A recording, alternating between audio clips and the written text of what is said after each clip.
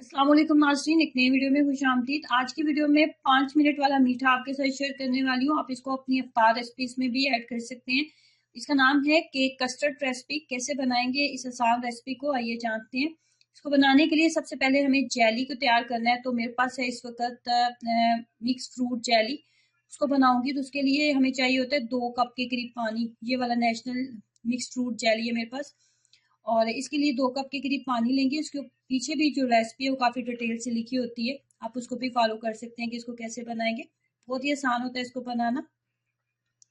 2 cup के करीब पानी लेंगे। उसके बाद जो साशे इसके अंदर होता है, पैकेट होता है, उसको निकाल लें, इसके अंदर डाल लें। तो उसे 3 उबाल आने जो होते हैं वो मस्ट होते हैं, ताकि जितना भी जो मिक्सचर हमने इसके अंदर ऐड किया ना वो अच्छे से मिक्सअप हो जाए। जैसे 1 से 2 उबाल आएगा इसके अंदर तो उस फ्लेम को कर दिया था बंद, और उसके बाद आइस क्यूब्स में इसको डालूंगी।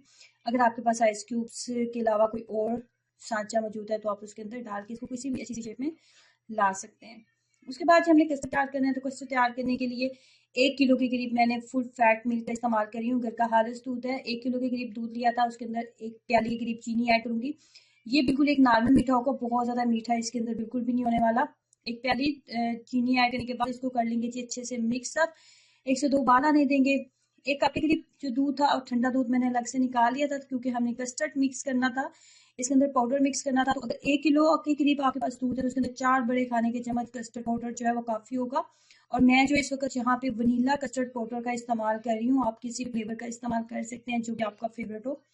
ठंडे दूध में अच्छे से 4 खाने के चम्मच कस्टर्ड को मिक्सअप किया था। मिक्सअप करने के बाद चूल्हे के ऊपर जो दूध था उसके अंदर चीनी अच्छे से मिक्सअप हो चुकी है।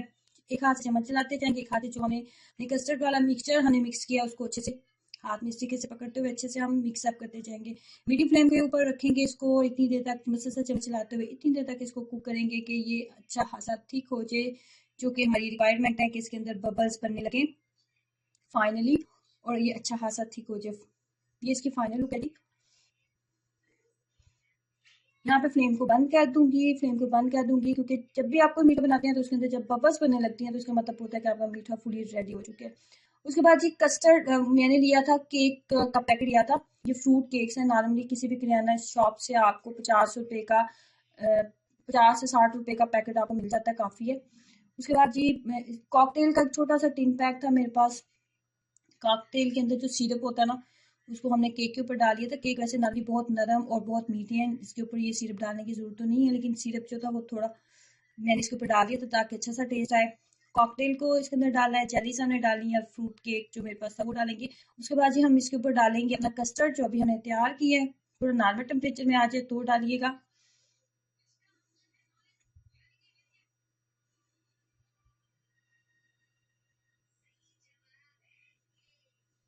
उसके बाद सेकेंड लेयर अगेन हम फ्रूट केक की लगाएंगे कुछ इस तरह।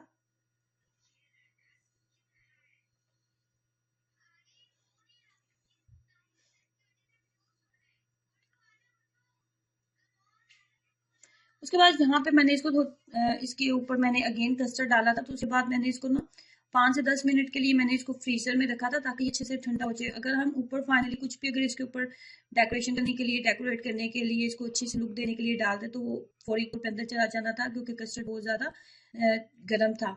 तो मैंने इसको 10 मिनट के लिए फ्रीजर में रखा था। उसके बाद जो कॉकटेल के बचे हुए पीसीस थे मेरे पास और थोड़ी सी जली थी, उसके उसके साथ मैंने इसको डेकोरेट कर दिया था। ट्रस्ट में बहुत ज़्यादा मज़े का बना था। ट्राई करिए इस आसान और सादा सी रेसिपी को, अपना एक्सपीरियंस भी शेयर कीजिएगा। वीडियो को लाइक करना, चैनल को सब्सक्राइब करना मत भूलें। अल्लाह हाफिज़।